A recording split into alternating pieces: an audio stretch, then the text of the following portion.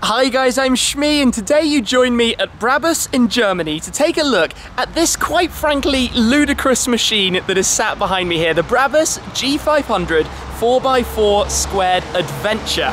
It's a car that was released at the Geneva Motor Show earlier this year, and we caught a quick glimpse of it then. But today I'm going to show you in detail around this thing, because there are so many features that you may not have seen first time around. So the G-Class, let's give a little bit of background into this. It's been an amazingly successful long-term model for Mercedes. The current generation is nearing the end of its lifetime, but along the way it has sort of given birth to some fairly interesting and insane machines. So we had the G63 AMG 6x6, the six-wheeler that weighed 3.7 tons, and in some countries was even a truck rather than a car.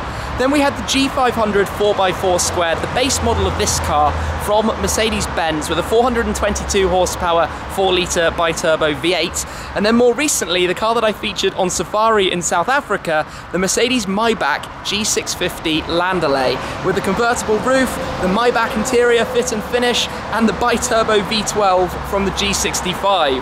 But what Brabus have done is taken this car, the G500, the 4x4 squared, and made it, well, they've turned ridiculous into even more ridiculous, and a car that has some pretty serious off-roading capability. So let's have a sort of little look in and walk around this and talk about it, and then open it up and show you some of the things it has inside and in store. And firstly, I'm actually going to talk about the engine side of things before we get to everything you're actually looking at, because under there is that bi-turbo V8. It goes up from 422 horsepower to 550 in this car. Torque goes from 610 Newton meters all the way up to 800, which makes it pretty powerful, as well as the fact it looks like a car that's not going to be held back by anything, doesn't it? It's pretty sort of, I guess, brutish. I think that's the first word that comes to my mind to actually describe this. But if I come around to the driver's side of the car, I've got the key for it here, normal Mercedes key. Give it an unlock, double unlock just to unlock all the doors. The side step comes down. That's a Brabus edition. There are lots of Brabus additions to this to make it the adventure, but I'm going to open up the engine bay, which we do as so. Come around here, and there's a catch here. There we go. We can open that up, and there you have the V8. So to get the extra power, there are new turbos. It's finished with the sort of top plates from Brabus.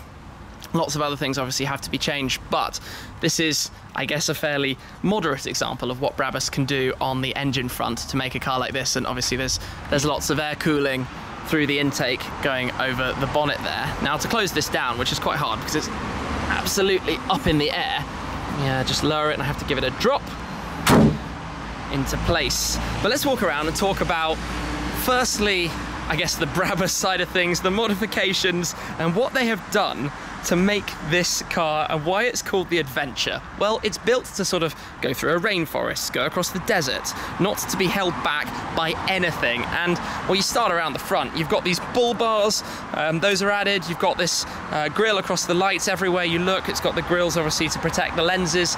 As I'm talking about the lights, they've been redone by Brabus to be finished in black, as have the running lights underneath. You have Brabus's sort of aero package, which is the new front bumper. There's a new rear bumper too, the grille, with the Brabus emblem there in the center, this carbon fiber intake for the cooling that I mentioned before. If you come down to the front, you've got a sort of serious beast of a tow hook. I can imagine that probably pulls over a building if you wanted to.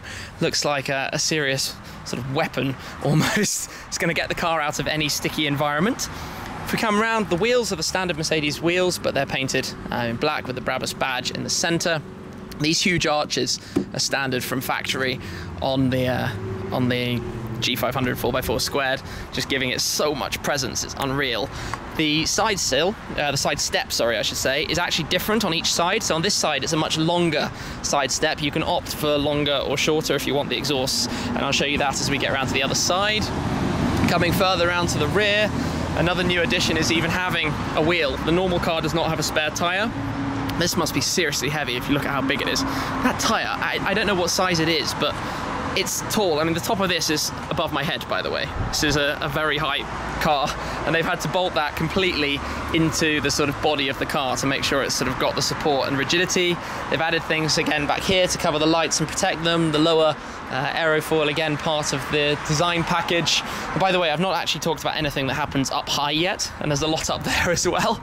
And the first thing is those lights on the rear, which are remote controlled, full LED spotlights that you can rotate around, and I've been led to believe they are really rather bright. And that sits atop this whole sort of roof decking that's been installed by Brabus as well on this car.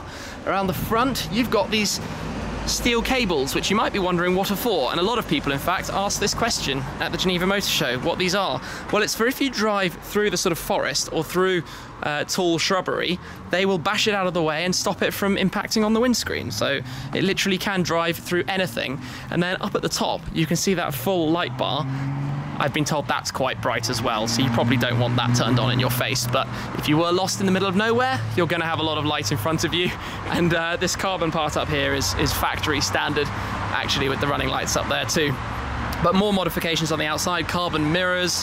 The whole car's been repainted. This is a custom colour painted by Brabus on the Adventure. And you can see, if I come back here, the shorter side step on this side with the exhaust pipes back there, and obviously bi-turbo V8. It's a Mercedes V8. It sounds awesome.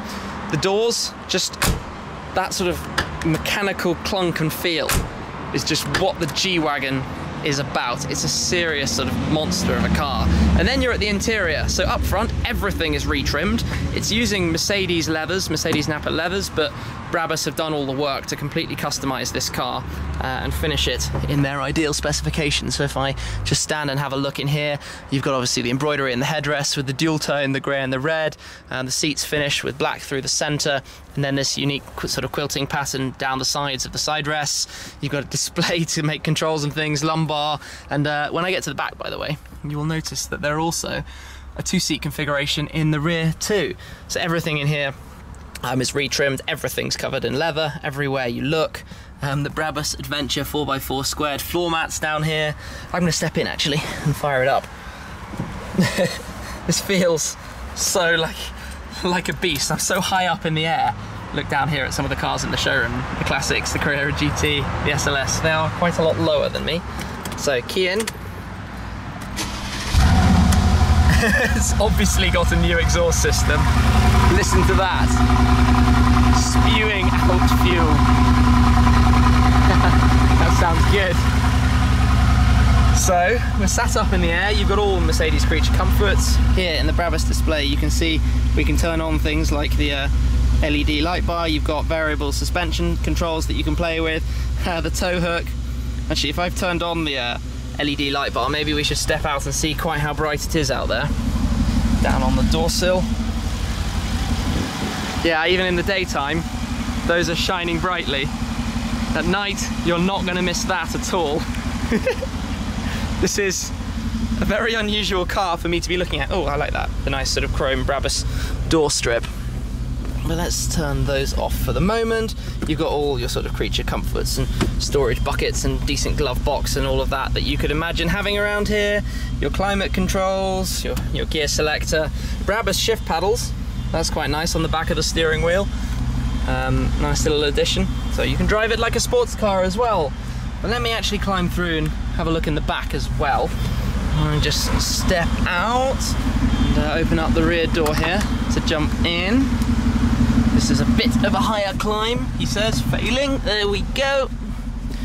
Step in. So this is a new configuration. Normally there would be a sort of bench seat back here, but these literally mimic the seats in the front. They are full sort of adjustable, lumbar support controlling, rear seats, cooling cup holder here, or warming, depending how you want it. That's neat. Blue for cooling, red for warming. You've got the digital control for all of your seat ventilation, your seat heating. There we go, ventilation on, your audio controls, everything in here. This is really nice actually, I like how they've done that. This is all custom Brabus, this whole setup is installed by Brabus. And all the wiring and electrics to get these seats in and running as well. And then one thing I like about the boot here is that is a safe. If you're out on the hunt or whatever you're doing and you need to lock up your gun somewhere safe in the back. Although it is a bit of a process to open the rear door. It's not as simple as just opening it because of the way the tyre is attached back there. but this is all just crazy. So I kind of jump out to get out through that little gap there, give the door its mechanical thump shut, step back in the front. It's like being in a playground, trying to climb through here. With a little just listen to that.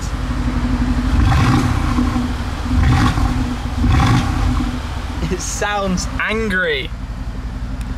Wow, so what else can I tell you? Well, passenger gets a grab handle. That's pretty nice. I mean, man, this is like, how do you describe it? This is sort of the ultimate in off-road, and there's even a sunroof.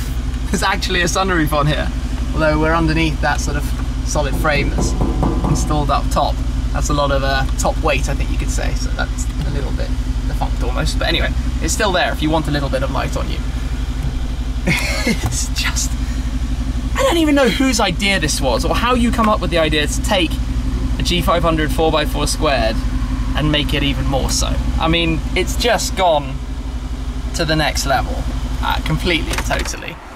It's quite frankly just a crazy, crazy thing. That was the more elegant way to step out. I need to do that again next time. I hope that a few people buy these, because I mean, you wouldn't see this driving around a city centre, but if you did, could you imagine?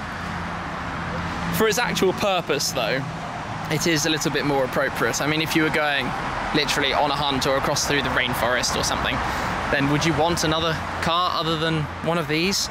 Like, what else could you add to it? You're not going to smash your lights, you're going to get through anything that's blocking you.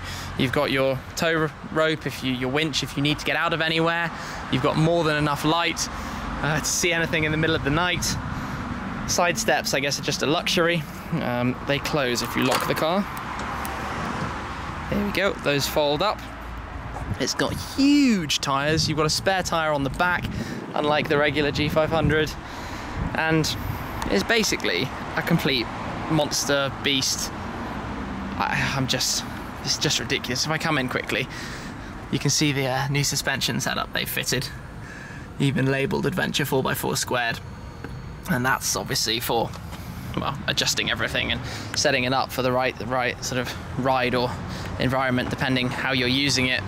You can see a little bit of the exhaust system through there as well. So there are different pipes on each side. The pipes on this side actually come down towards the ground, whereas on the other side they stick out the side of the car. Oh boy, let me just unlock it. Sill opens. This side would have been easier to get in with the sill all the way back. I mean, really, the back is as luxurious as the front. I mean, it's a replica.